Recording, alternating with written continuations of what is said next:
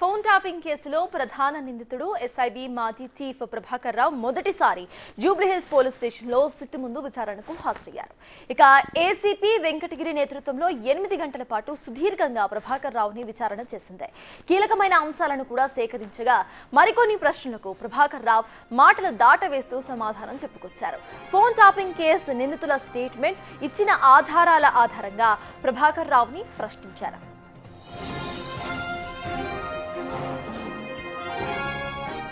Technical, forensic data సేకరించింది SIT బృందం.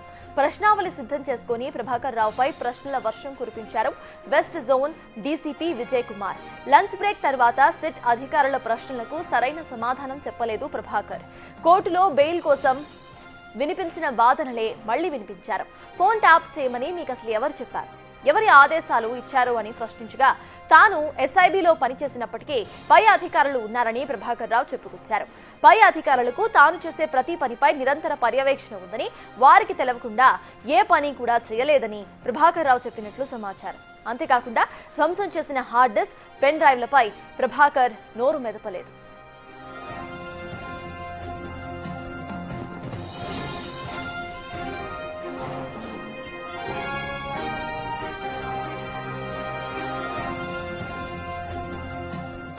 ప్రభాకర్ విచారణ తర్వాత సిట్ బృందం ప్రశ్నలకు నోరు మెదిపితే మాత్రం పలువురు రాజకీయ ప్రముఖులకు సిట్ బృందం నోటీసులు ఇచ్చి విచారణ జరిపే అవకాశం ఉంది.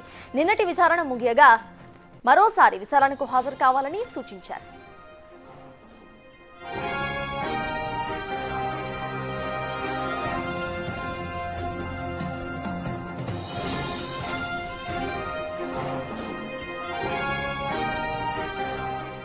అరెస్ట్ నుంచి ఊరట ఇస్తూ పోలీసుల విచారణకు పూర్తిగా సహకరించాలని సుప్రీంకోర్టు ఆయనకు షరతు విధించింది.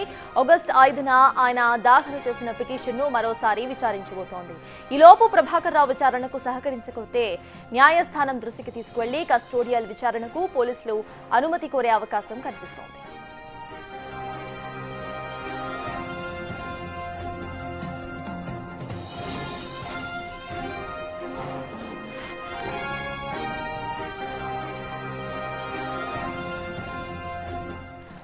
ఫోన్ ట్యాపింగ్ కేసులో ప్రధాన నిందితుడిగా ఉన్నారు ఎస్ఐబి మాజీ చీఫ్ ప్రభాకర్ రావు. నిన్న మొదటిసారి జూబ్లీహిల్స్ పోలీస్ స్టేషన్ లో ఆయన విచారణ జరిగింది. సిట్ బృందం ముందు ఆయన విచారణకు హాజరయ్యారు. దాదాపు 8 గంటల పాటు సుదీర్ఘంగా విచారణ జరిపిన సిట్ బృందానికి ఎటువంటి ఆన్సర్స్ కూడా ఇటు ప్రభాకర్ రావు ఇవ్వనట్టుగానే తెలుస్తోంది. దాదాపు అన్ని క్వశ్చన్స్ కి కూడా ట్విస్టెడ్ ఆన్సర్స్ ఇస్తూ ఉండటం, ప్రశ్నలను దాటివేయటం, లేకపోతే తన పైన అధికారులు ఉన్నారు, వాళ్ళు చెప్పిందే నేను చేశాను, నేను ఏ తప్పు చేయలేదు అంటూ కూడా ఆయన వ్యాఖ్యానించారు. అయితే ముందు నుండి కూడా ప్రభాకర్ రావు విచారణ అనంతరం ఈ కేసులో పూర్తిగా పొలిటికల్ టర్న్స్ కనిపిస్తాయని అంతా అనుకున్నారు. కానీ మొదటి రోజు విచారణలో ప్రభాకర్ రావు ఎవరి పేరు కూడా బయట పెట్టకుండా చాలా సేఫ్ గా ఆన్సర్స్ ఇచ్చినట్టుగా తెలుస్తోంది. అయితే ఏసీబీ అధికారులు ప్రభాకర్ రావు ఇచ్చే సమాధానం బట్టి ఇటు వేరే పొలిటీషియన్స్ కి కూడా నోటీసులు సర్వ్ చేసే అవకాశం అయితే కనిపించింది. కానీ మొదటి రోజు ఎటువంటి సమాధానాలు ఇవ్వకపోవడంతో ప్రెజెంట్ ఇప్పుడు మళ్ళీ విచారణ జరిగే అవకాశం కనిపిస్తోంది.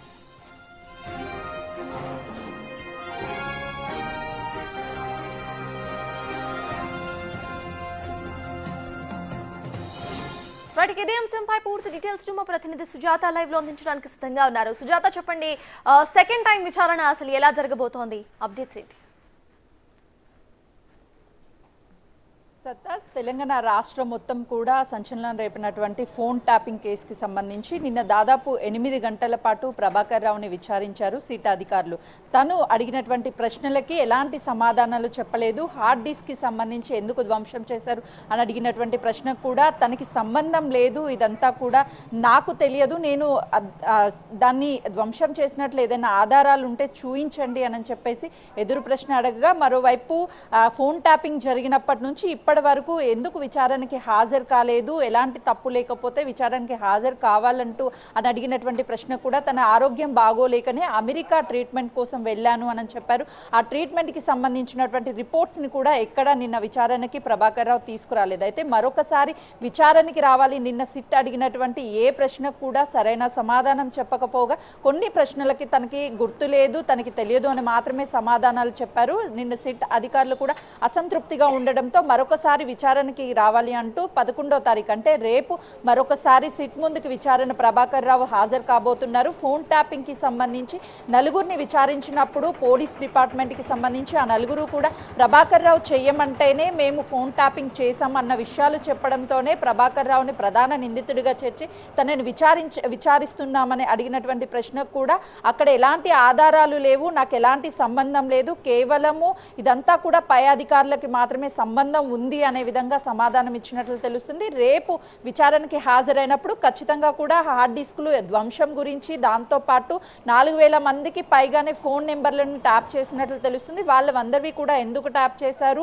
పాత హార్డ్ డిస్క్ ప్లేసుల్లో కొత్త హార్డ్ డిస్కులు పెట్టమంది ఎవరు, ఇందులో రాజకీయ నాయకుల ప్రమేయం ఏ విధంగా ఉంది, ఎవరు చెప్తే ఫోన్ ట్యాపింగ్ చేశారు, ఈ ప్రశ్నలతో పాటు మరికొన్ని ప్రశ్నలు కూడా అడిగే అవకాశం చాలా స్పష్టంగా కనిపిస్తుంది. ప్రభుత్వం మారుతుంది అన్న టైంలోనే ఎందుకు మీరు రిజైన్ చేసి వెళ్ళిపోయారు అమెరికా ఇక్కడ లేకుండా, అందులోనూ ఈ హార్డ్ డిస్కులు ధ్వంసం చేసినప్పుడు కూడా ముందుగానే ఏమైనా హార్డ్ డిస్కులను ప్రభుత్వం మారితే ధ్వంసం చేయాలి అని ఎవరైనా మీకు ఆదేశాలు జారీ చేశారా, హార్డ్ డిస్కులని ఎక్కడ ధ్వంసం చేశారు, ఎవరు చెప్తే ధ్వంసం చేశారు, ఎన్ని హార్డ్ డిస్కులను ధ్వంసం చేశారు, ఉప ఎన్నికల టైంలో తను వాడినటువంటి ఫోన్ నెంబర్లు 2 ఏవైతే ఉన్నాయో ఆ నెంబర్లను కూడా ఆ ఫోన్లు తీసుకువస్తే ఆ డేటాను కూడా రిక్రూట్ చేసే మళ్ళీ ఆ డేటాను కూడా తిరిగి తీసుకొచ్చే అవకాశం ఉంటుంది. ఆ డేటా ఆధారంగా అతను కాల్స్ ఎవరెవరితో మాట్లాడారు అన్న విషయాలు కూడా వెలుగులోకి వచ్చే అవకాశం ఉంటుంది. అంటే ప్రణీత్ రావు వీళ్ళని విచారించినప్పుడు కేవలం ప్రభాకర్ రావు చెప్తేనే ఫోన్ ట్యాపింగ్ చేశాము అని చాలా స్పష్టంగా చెప్పారు. ఆ రికార్డ్ని కూడా